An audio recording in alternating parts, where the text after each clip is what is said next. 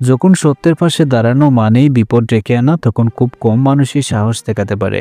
আজ পারুল একা নয়, আস্থার পাশে দাঁড়িয়েছে এমন একজন যে নিজের সবকিছু হারানোর ঝুঁকি নিয়েও পিছিয়ে যায়নি। এটা শুধু অফিসের গল্প নয়, এটা ভালোবাসা প্রমাণের গল্প। জি বাংলা পরিণীতা সিরিয়ালের, যেখানে নিঃস্বার্থ ত্যাগই বলে দেয় কার ভালোবাসা সত্যি। হ্যাঁ বন্ধুরা, পরিণীতা সিরিয়ালের নতুন আপডেট নিয়ে আপনাদের সামনে হাজির হয়েছি। পারুলের বিপদে রায়ানের নিঃস্বার্থ ত্যাগ। অফিসের সকালটা অন্য দিনের মতোই শুরু হয়েছিল, কিন্তু পারুল জানতো আজকের দিনটা সহজ হবে না। বোর্ডের সামনে সে যে ফাইলটা জমা দিয়েছে সেটা শুধু একটা সিদ্ধান্ত নয়, সেটা একটা চৌকি। এই ফাইল কোম্পানির অনেক পুরনো দুর্নীতির দরজা খুলে দিতে পারে, আর সেই দরজা খুলতেই আঘাত আসবে সবার আগে পারুলের উপর। অফিসে ফিসফাস শুরু হয়ে গেছে। কেউ বলছে পারুল বেশি সাহস দেখাচ্ছে, কেউ বলছে নিজের পা নিজেই কাটছে। পারুল সব শুনেও চুপ করে থাকে। তার চোখে ভয় আছে, কিন্তু পিছু হটার ইচ্ছা নেই। ঠিক তখনই বোর্ড থেকে নোটিশ আসে, আজ জরুরি মিটিং, আর পারুলকে সব প্রশ্নের উত্তর দিতে হবে।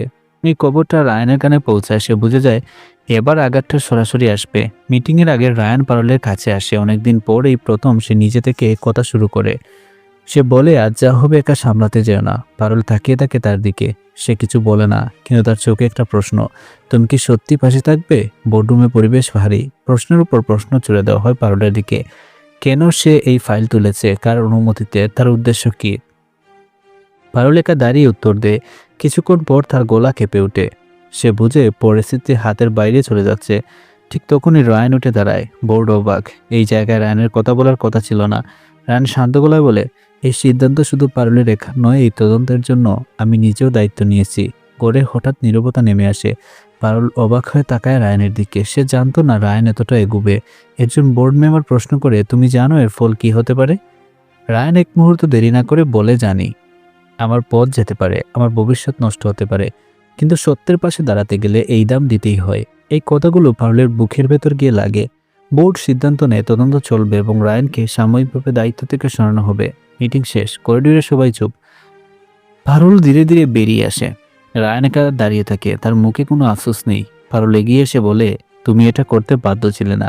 রায়ান হালকা হাসে। সে বলে, আমি বাধ্য ছিলাম না, আমি চেয়েছিলাম।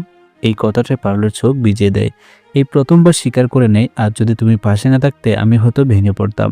রায়ান ধীরে বলে, এইটাই তো ভালোবাসা পারুল, ঝুঁকি জেনেও পাশে থাকা। দিন শেষে অফিস ফাঁকা হয়ে যায়। দুজন পাশাপাশি হাঁটে। কোনো নাটকীয় কথা নেই, কিন্তু তাদের মাঝখানে আর আগের সেই দূরত্ব নেই। ভাঙা বিশ্বাস পুরোপুরি জোড়া লাগেনি, কিন্তু আজ রায়ানের নিঃস্বার্থতে পারুলের মনে নতুন করে আশা জাগিয়ে দিয়েছে। পারুল আজ বুঝেছে ভালোবাসা শুধু কথা নয়, সিদ্ধান্ত। রায়ান আজ প্রমাণ করেছে ভুলের পেরেও মানুষ বদলাতে পারে। কিন্তু এই ত্যাগ কি যথেষ্ট? ভাঙা বিশ্বাস পুরোপুরি ফিরিয়ে আনার জন্য, নাকি সামনে অপেক্ষা করছে আরও বড় পরীক্ষা, যেখানে ভালোবাসা বারবার প্রশ্নের মুখে পড়ে আর প্রতিবার নিজেকে নতুন করে প্রমাণ করে? আগামী পর্বে রায়ানের ত্যাগ কি পারুলের মন পুরোপুরি গলাবে, নাকি আবার কোনো অজানা জোর অপেক্ষা করছে?